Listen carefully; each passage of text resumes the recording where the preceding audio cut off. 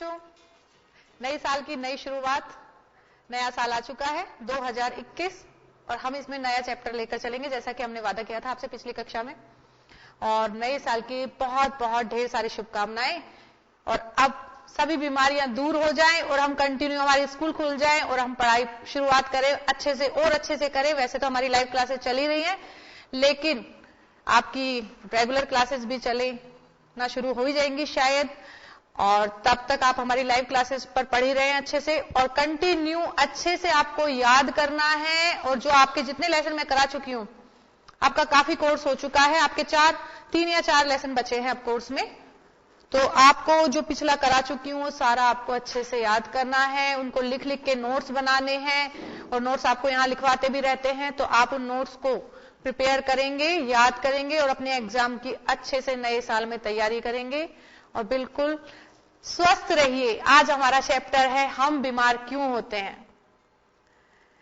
तो आज नए साल में हम बीमार क्यों होते हैं ये हमें पता होना चाहिए। अगर हमें ये पता चल जाएगा कि हम बीमार क्यों होते हैं तो हम उनसे डिस्टेंस बना के रखेंगे उन चीजों से और हम बीमार नहीं होंगे और हम स्वस्थ बने रहेंगे।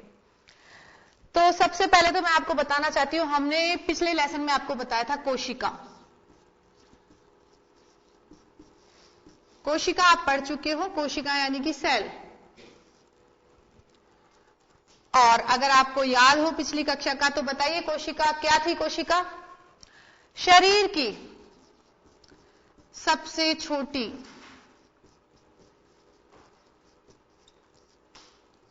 संरचनात्मक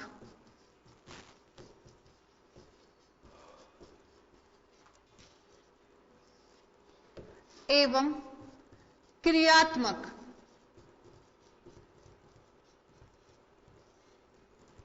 इकाई कोशिका थी ना बच्चों। सबसे छोटी संरचनात्मक और क्रियात्मक इकाई थी कोशिका। और कोशिका को जीवन की मौलिक इकाई कहा जाता है। तो कोशिका और क्या है? जीवन की मौलिक इकाई।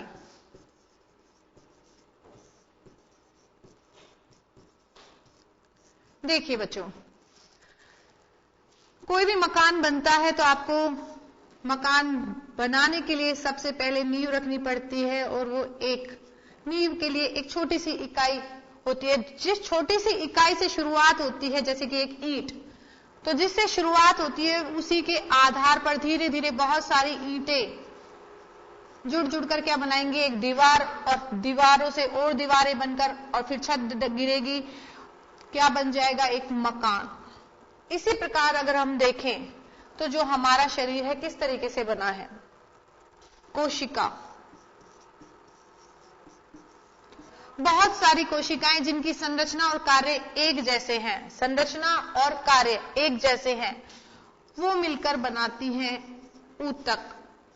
कोशिकाओं का समूह, बहुत सारी कोशिकाएं जो एक जैसा कार्य करेगी, जिनकी संरचनाएं एक जैसी होंगी, वो क्या बनाएंगी? ऊतक। ऊतक से बनेंगे बच्चों, बहुत सारे ऊतक मिलकर बनाते हैं अंग, और अंगों से मिलकर बनता है अंग तंत्र, और अंग तंत्र से मिलकर बना है हमारा शरीर। अब आप देखिए, शरीर की शुरुआत किससे हुई है? कोशिका से। कोशिका के बहुत सारे समूह मिलकर क्या बना रहे हैं? ऊतक। ऊतकों से मिलकर क्या बनता है? अंग, और अंग से मिलकर क्या बनता है? अंग तंत्र, और अंग तंत्रों से मिलकर क्या बनता है बच्चों? शरीर बनता है अंग तंत्र से मिलकर। तो जो हमारी सेल्स हैं, जो कोशिकाएं हैं, उनमें जटिल प्रक्रियाएं और कुछ ना कुछ मरम्मत का कार्य चलता रहता है। हमारे जो अंग हैं और बहुत सारे ऊतक हैं, उनमें भी विशिष्ट क्रियाएं चलती रहती हैं। देखिए, कोशिकाएं हैं और इन कोशिकाओं में क्या क्या चलता रहता है? विभिन्न अंगों के हिसाब से, उनकी संरचना और कार्य के हिसाब से क्या चलता रहता है? जटिल प्रक्रियाएं चलती रहती हैं। जटिल प्रक्रियाएं कहां पर चलती हैं? ये कोशिकाओं में।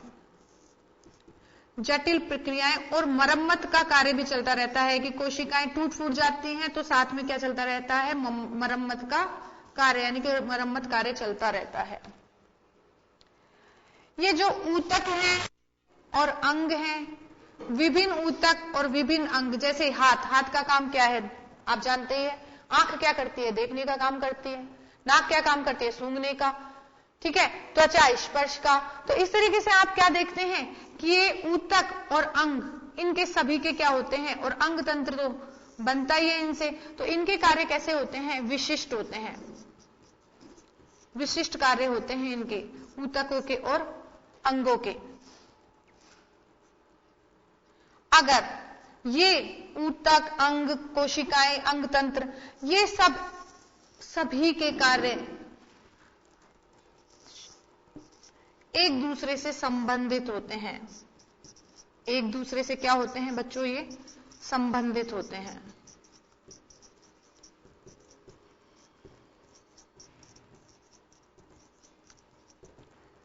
बताया ही है तो आपको समझ में आ ही रहा होगा कि एक दूसरे से कैसे संबंधित है, कि कोशिकाएं हैं, बहुत सारी कोशिकाएं जो एक जैसा कार्य करती हैं, उनसे ऊतक बनेगा, ऊतकों से अंग, और अंग से अंग तंत्र और शरीर बनता है। कोशिकाएं क्या करती हैं? जटिल प्रक्रियाएं होती हैं कोशिकाओं के अंदर, और मरम्मत का कार्य चलता रहता है। एक स्पेशल टिश्यू, विशिष्ट टिश्यू और विशिष्ट अंग एक विशिष्ट कार्य करते हैं। लेकिन देखिए, ये पूरा का पूरा शरीर बना हुआ है, एक बॉडी बनी हुई है पूरी की पूरी। ठीक है, इसमें हाथ, पैर, मुंह, नाक सब है। देखिए, अगर आपके जब सिर में दर्द हो जाता है, तो सिर में दर्द हो रहा है आपके में, लेकिन इस सिर के दर्द की वजह से आपका पूरा जो शरीर है वह कैसा हो जाता है? अपनी कार्य करने की क्षमता में कमी कर देता है। क्यों? क्योंकि उसका सारा ध्यान कहां पर हो जाता है? सारी कोशिकाओं का, सभी का ध्यान कहां हो जाता है? सिर दर्द पर। और जब तक ये सिर दर्द ठीक नहीं होगा तब तक शरीर के जो कार्य, मान लीजिए आपको पढ़ना है, आप पढ़ना चाह रहे हैं, लेकिन आपके सिर में क्या हो रहा है? दर्द हो रहा है। क्या आप पढ़ पाएंगे? नहीं। पढ़ना किससे है? आंखों से, आंखों से देखेंगे ना आप, लेकिन दर्द कहां पे है? सिर में। सिर में दर्द होने की वजह से हम आंखों से भी कोई चीज क्लियर नहीं देख पा रहे। क्यों? क्योंकि अगर हमारे शरीर की किसी अंग, किसी कोशिका, कोई भी अंग या कोशिका प्रभावित होती है, ऊतक प्रभावित होता है, तो उससे संपूर्ण शरीर की जो कार्य की क्षमता है उसमें क्या आ जाती है? कमी आ जाती है। समझ रहे हैं आप बात? देखिए, जैसे खांसी जुकाम हुआ आपको, खांसी जुकाम होने पर बार बार छींक आ रही है, खांसी हो रही है, तो उससे भी क्या होगी? आपकी पूरी बॉडी इफेक्टिव हो जाएगी। इसी तरीके से आप देखेंगे पेट में दर्द है, तो बहुत से बच्चे तो ना पढ़ने के लिए बोल ही देते हैं, मम्मी आज तो पेट में दर्द हो रहा है, कोई काम नहीं करना तो बोल देते हैं पेट दर्द हो रहा है। अब पेट का दर्द तो किसी को दिखेगा नहीं ना, पेट का दर्द तो पेट में होगा, वो दिखाई नहीं देता। तो आपने कह दिया पेट दर्द है, तो मम्मी भी कहेंगी हाँ बच्चे के पेट में दर्द है। आंखों में से आंसू टपक रहे हैं, पेट में दर्द हो रहा है, तो आपकी पूरी जो शरीर है वह कार्य करने में सक्षम नहीं हो पाता, उसकी जो क्रियाशैली है, जो उसका कार्य करने की क्षमता है, वो क्या हो जाती है? कम। तो आप क्या देखते हैं कि कोई भी अंग या ऊतक या कोशिका अगर कोई भी प्रभावित होती है किसी भी प्रकार से, तो पूरा शरीर ही प्रभावित होता है।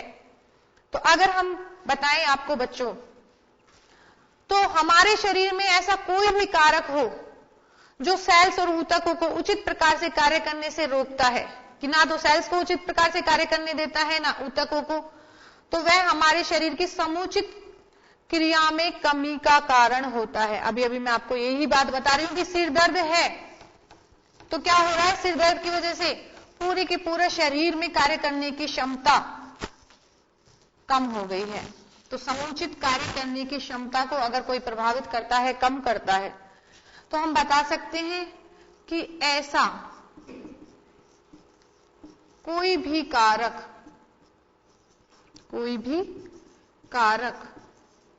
जो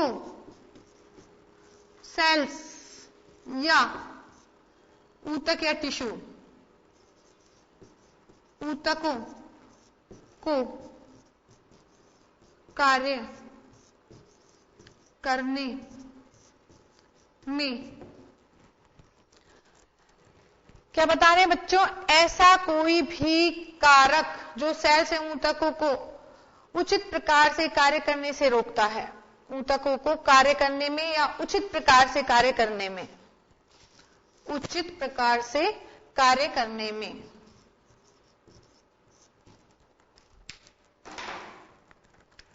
उचित प्रकार से कार्य करने से रोकता है।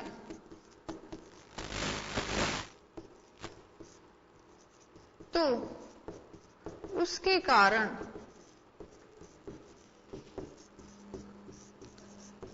शरीर की समुचित क्रिया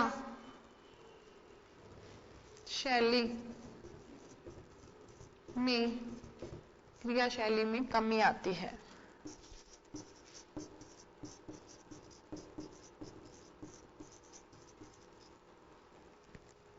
कोई भी कारक हो, चाहे सिर दर्द हो, पेट दर्द हो, खांसी हो, जुकाम हो, किसी भी प्रकार का कोई भी कारक हो जो सेल से ऊतकों को उचित प्रकार से कार्य करने से रोकता है, तो क्या होता है, उससे जो हमारे शरीर की समुचित क्रियाशैली है उसमें भी कमी आ जाएगी। हमारा शरीर ढंग से कार्य नहीं कर पाएगा। जितना हम 100% दे सकते थे उतना 100% हम नहीं दे पाते।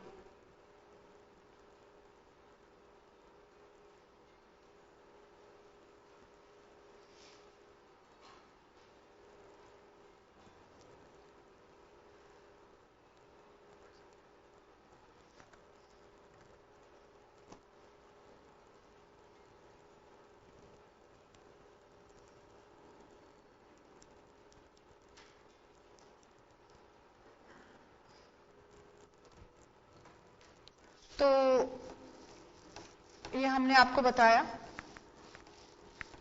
अब सबसे पहले हमें ये पता होना चाहिए, तो हमें बता दिया कि कमी आ जाती है। स्वास्थ्य क्या है बच्चों?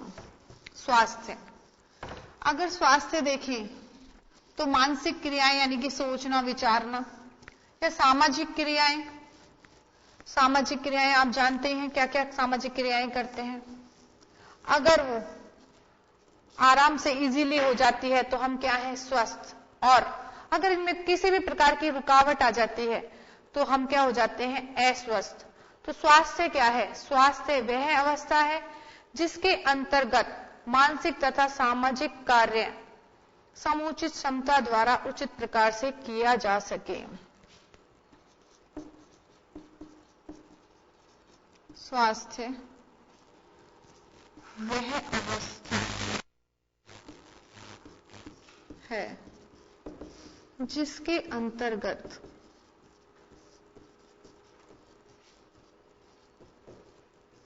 मानसिक तथा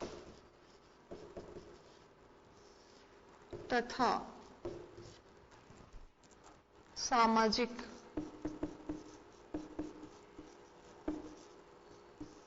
कार्य समुचित क्षमता द्वारा, जितनी क्षमता है समुचित क्षमता द्वारा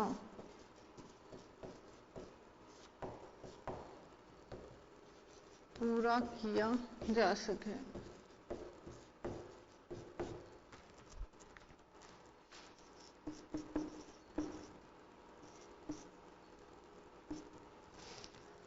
तो देखिए बच्चों, स्वास्थ्य वह अवस्था है जिसके अंतर्गत मानसिक तथा सामाजिक कार्य समुचित क्षमता द्वारा पूरा किया जा सके। चाहे मानसिक कार्य हो या सामाजिक कार्य हो, वो समुचित जितनी हमारी क्षमता है उसके द्वारा पूरा किया जा सके या उचित प्रकार से किया जा सके, तो वह क्या कहलाता है? स्वास्थ्य। तो ये स्वास्थ्य की परिभाषा है बच्चों, स्वास्थ्य। तो हम इसको उचित प्रकार से भी लिख सकते हैं, उचित प्रकार से किया जा सके, उचित प्रकार से किया जा सके।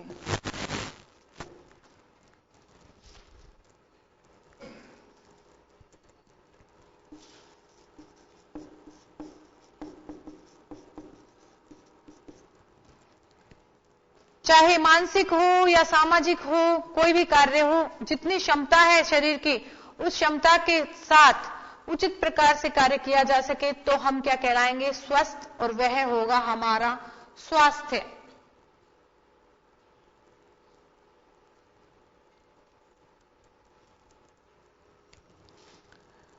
अब देखिए, चाहे व्यक्तिगत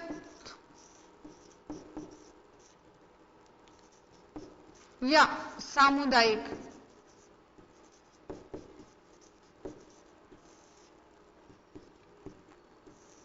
या तो व्यक्तिगत हो या सामुदायिक हो, किसी भी प्रकार का स्वास्थ्य हो और किसी भी प्रकार की व्यक्तिगत या सामुदायिक समस्याएं हो, समस्याएं आ जाती है ना, व्यक्तिगत भी आ जाती हैं और सामुदायिक भी आ जाती है, एक समाज भी आ जाती हैं, तो दोनों ही क्या करती हैं, दोनों ही स्वास्थ्य को प्रभावित करती हैं।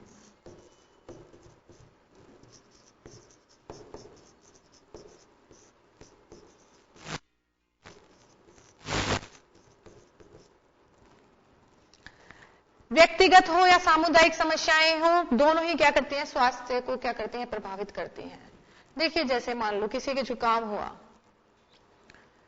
क्लास में आप बैठे हैं, आजकल वैसे आपकी छुट्टियां चल रही हैं तो आपको पता है सोशल डिस्टेंस के लिए आपकी छुट्टियां चल रही हैं, क्योंकि एक ये महामारी जो हमारे आई है इसमें पर्यावरण के अंदर, तो उससे बचने के लिए सोशल डिस्टेंसिंग बहुत ज्यादा चल रही है और उसके लिए आप क्या करते हैं, मास्क लगाते हैं और मास्क लगाना जरूरी है, बार बार आप हाथ सैनिटाइज करते हैं, ठीक है, और सोशल डिस्टेंस का भी पालन करते हैं, क्योंकि अगर आप ये चीजें नहीं करते हैं, आप किसी के कांटेक्ट में कम से कम 1 मीटर की डिस्टेंस तो होनी चाहिए, अगर आप किसी के कांटेक्ट में जाते हैं तो मान लो वो है उस बीमारी से ग्रसित है, तो आपने मास्क नहीं लगा रखा, वो छींकता है तो छींकने से उसके वायरस आप तक आ जाएंगे और वो वायरस श्वसन क्रिया के द्वारा आपको भी ग्रसित कर देते हैं।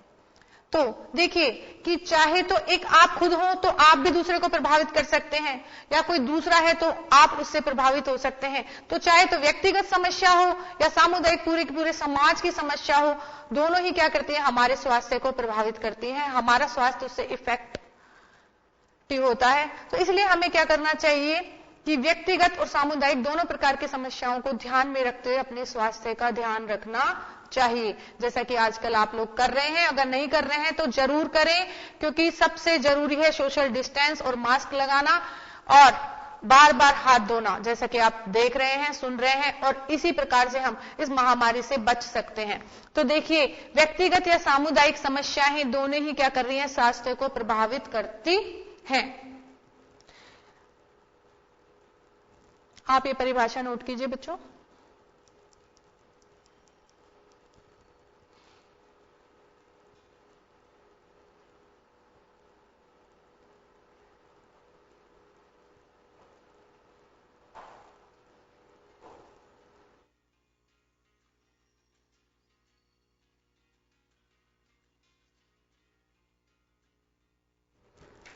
अभी वक्त तो चला है ब्रेक का, ब्रेक के बाद फिर मिलते हैं।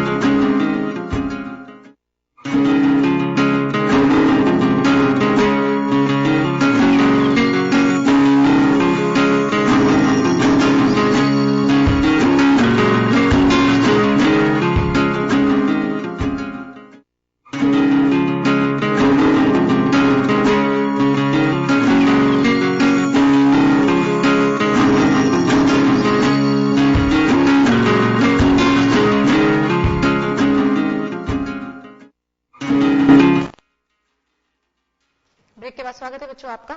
तो अभी चल रहा था हमारा हम बीमार क्यों होते हैं, और उसमें हम कुछ सामाजिक और मानसिक बता रहे थे कि सामाजिक और मानसिक कार्य अगर ढंग से कर पाते हैं तब तो हम स्वस्थ हैं, और अगर हम पूरी तरीके से नहीं कर पाते, समुचित प्रकार से नहीं कर पाते, तो हम क्या हैं, अस्वस्थ हैं।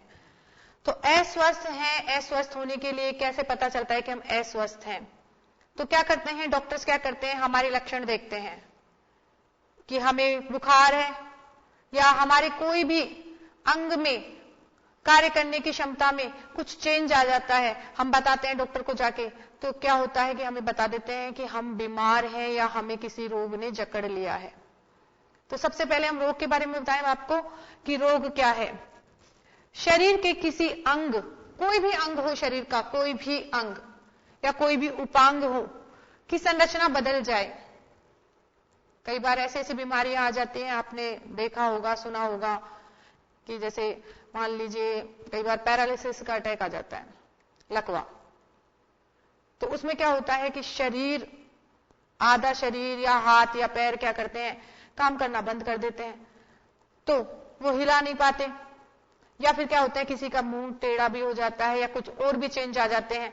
तो शरीर के किसी अंग या उपांग की संरचना का बदल जाना, शरीर का या तो अंग बदल जाए या उसकी उपांग की संरचना बदल जाए, तो ये क्या है, या उसके कार्य करने की क्षमता में कमी आ जाए कि जैसे वो कार्य कर रहा था। जैसे देखिए, मान लीजिए आंख है, जब तक स्वस्थ है तो हमारी जो पास की डिस्टेंस हम 25 सेंटीमीटर बताते हैं, दूर की अनंत बताते हैं कि हम दूर तक देख सकते हैं, जिसको हम समंजन क्षमता कहते हैं, तो वो चेंज हो जाए मान लो, तो हमारी आंख खराब हो जाती है, तो अब हमारी आंख क्या हो गई, रोगी हो गई है। जैसे दूरदृष्टि, निकट दृष्टि दोष बताया था। तो अगर उसके कार्य करने की क्षमता में कमी आ जाए या फिर अंग बदल जाए या उपांग की संरचना बदल जाए, तो हम क्या कहलाते हैं, वो क्या कहलाता है, हमारा रोग कहलाता है कि हमें रोग ने पकड़ लिया है। रोग कैसे है कि हमें रोग हो गया है, रोग के कारणों का कैसे पता लगता है, तो शरीर में जो बदलाव आते हैं, तो जो चिकित्सक हैं, डॉक्टर्स हैं, वो लक्षणों के आधार पर देखते हैं कि क्या लक्षण है, कि छींक आ रही है, खांसी आ रही है तो खांसी जुकाम, बुखार आ गया, पेट में दर्द है, या फिर क्या होता है लूज मोशंस हो जाते हैं तो डायरिया, ठीक है, कपकपी मच रही है, सर्दी लग गई।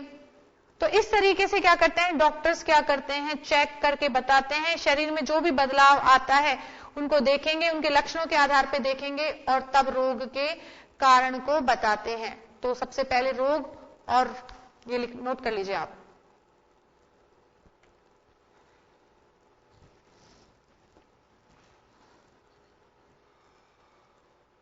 तो शरीर के किसी अंग या उपांग की संरचना का बदल जाना या फिर उसके कार्य करने की क्षमता में कमी आना रोग कहलाता है।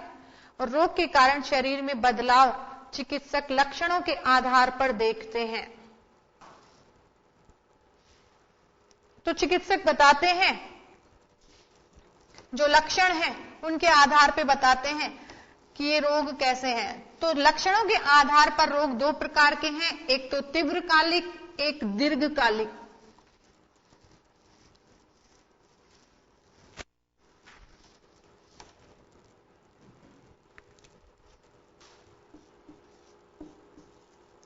लक्षणों के आधार पर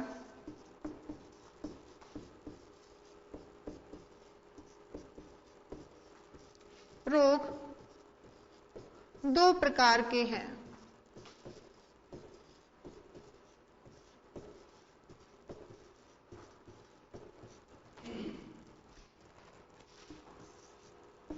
तीव्रकालिक, तीव्रकालिक रोग, और दूसरा है दीर्घकालिक।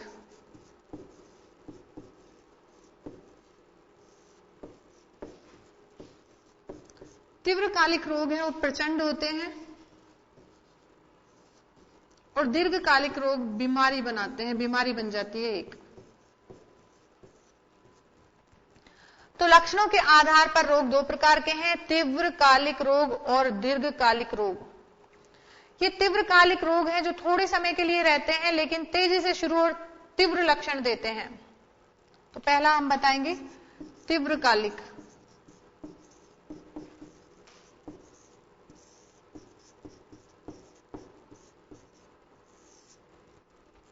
ये रोग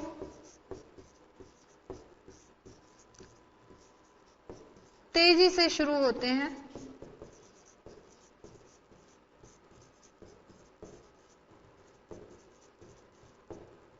कैसे शुरू होते हैं? तेजी से शुरू होते हैं। और क्या करते हैं? थोड़े समय के लिए होते हैं और लक्षण भी इनके तीव्र होते हैं।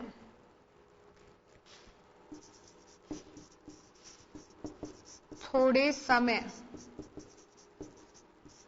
के लिए होते हैं और इनके लक्षण तीव्र होते हैं।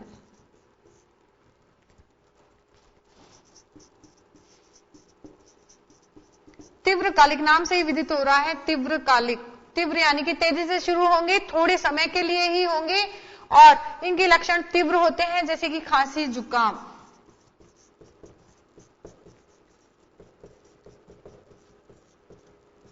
तीन चार दिनों के लिए खांसी जुकाम होते हैं, वायरल इन्फेक्शन होता है, 3-4 दिन के लिए होता है और फिर बाद में धीरे धीरे क्या होता है? कम होता जाता है। तो कम समय के लिए ही होते हैं ये तीव्रकालिक रोग।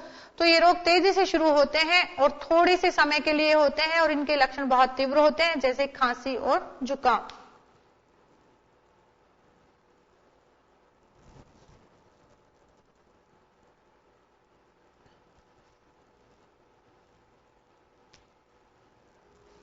दूसरा हम बता रहे हैं दीर्घकालिक। दीर्घ से आप समझ में रहे होंगे बच्चों कि दीर्घकालिक रोग क्या हो सकता है। दीर्घ यानी कि लंबी। ये तो क्या है? थोड़े समय के लिए, कम अवधि के लिए है और ये क्या होते हैं? लंबी अवधि के लिए होते हैं। तो हम बता सकते हैं ये रोग लंबी अवधि के लिए होते हैं, के लिए या जीवन पर्यंत, जब तक जीवन है तब तक भी चलते हैं। ये जीवन पर्यंत तक चलते हैं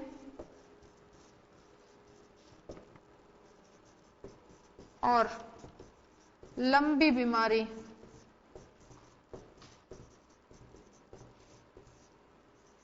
होती है।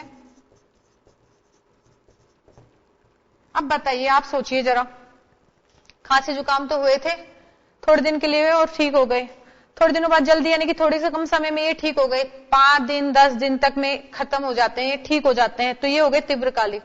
लेकिन कुछ रोग ऐसे होते हैं कि जो एक बार आ जाते हैं शरीर में तो दवाइयां चलती रहती हैं, वो ठीक नहीं होते हैं। और कई बार तो क्या होते हैं कि जब तक जीवन होता है तब तक ये बीमारी चलती रहती है, तो जीवन पर्यंत तक भी ये बीमारी चलती रहती है।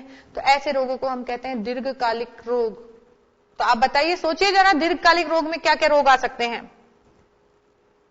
दीर्घकालिक रोग में कौन से रोग हो सकते हैं? जैसे कि टीबी की बीमारी, क्षय रोग, ये लंबी अवधि तक चलता है। क्षय रोग एक बार आ गया तो काफी लंबे समय तक ये चलता रहता है, लंबी बीमारी होती है। तो हम बता सकते हैं जैसे क्षय रोग, क्षय यानी कि टीबी रोग।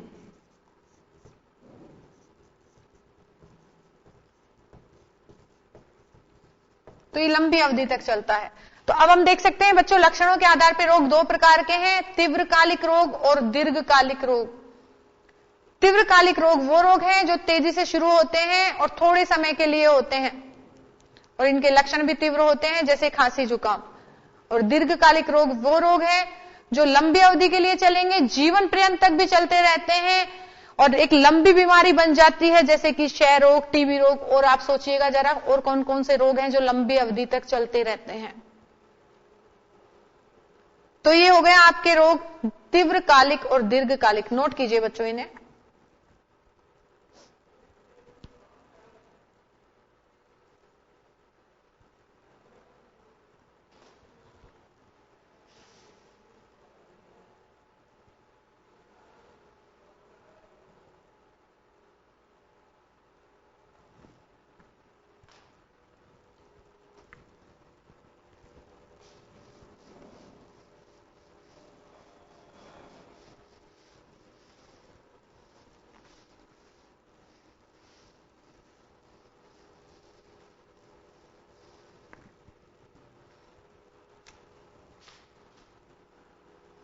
अब रोग के जो कारक हैं,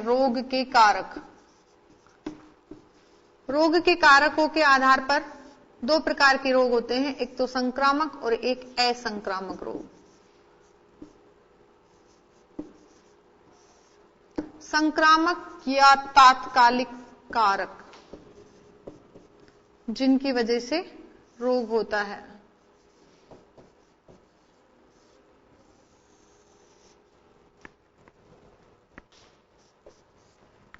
तो पहला हम बताएंगे रोग के कारक के आधार पर। पहले कारक है संक्रामक या तात्कालिक कारक।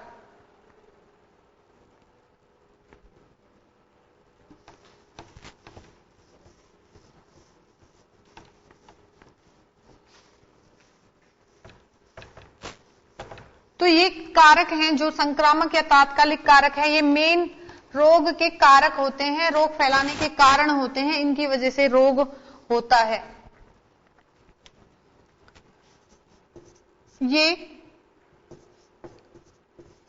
रोग के तात्कालिक कारक हैं जो संक्रामक रोग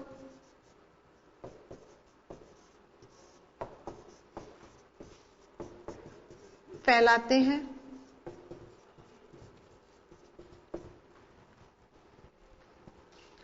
ये कारक सूक्ष्म जीव हैं, सूक्ष्म जीव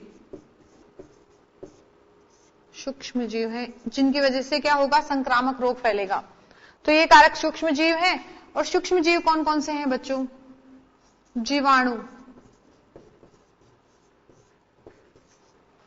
जीवाणु, बैक्टीरिया, विषाणु। क्या होते हैं विषाणु? वायरस, प्रोटोजोआ,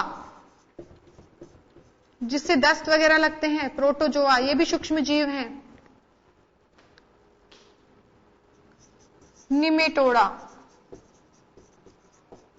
ये भी सूक्ष्म जीव हैं, जो क्या होते हैं, पानी में होते हैं, जिनकी वजह से क्या होते हैं, इनकी वजह से भी क्या होता है, लीवर फ्लू जैसे निमेटोडा जीव हैं, और इनसे क्या हो जाता है, पेट के रोग होते हैं।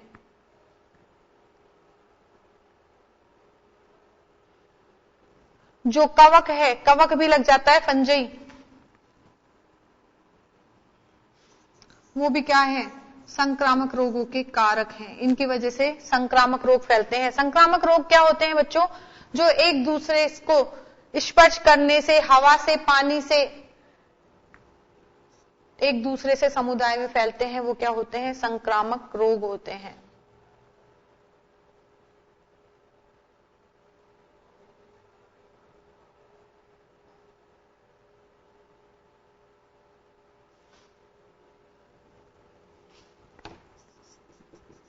तो हम बता सकते हैं कि संक्रामक रोग, ये जो ऊपर बताए हैं रोगजनक, और रोगजनक में कौन है, सूक्ष्म जीव के कारण समुदाय में फैलते हैं। हवा से, पानी से, छूने से, इनसे क्या फैलते हैं, ये संक्रामक रोग फैलते हैं। इसके बाद दूसरा कारक आता है असंक्रामक कारक।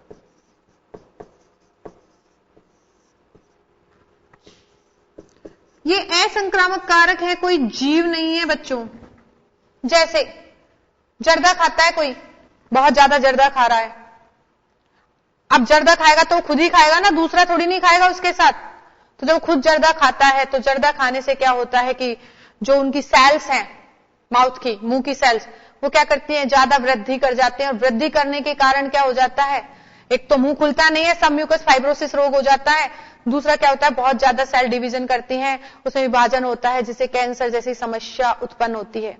तो क्या कैंसर किसी जीव से हुआ है? क्या नहीं, एक कारक से हुआ है, जैसे कि गुटखा, जर्दा, बीड़ी वगैरह जो पीते हैं, सिगरेट पीते हैं, स्मोकिंग जो करते हैं, उनसे। तो आप देख सकते हैं कि संक्रामक कारक ये कोई सूक्ष्म जीव नहीं है, ये बाहर से आए हुए कारक हैं जिनकी वजह से शरीर में रोग फैलता है। तो हम बता सकते हैं, क्या बता सकते हैं कि कुछ रोग ऐसे होते हैं जो संक्रामक कारकों द्वारा नहीं फैलते लेकिन बाहरी कारकों द्वारा समुदाय में फैल सकते हैं। ये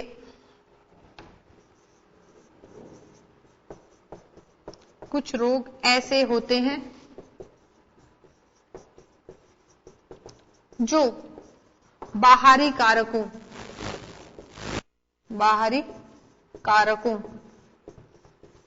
द्वारा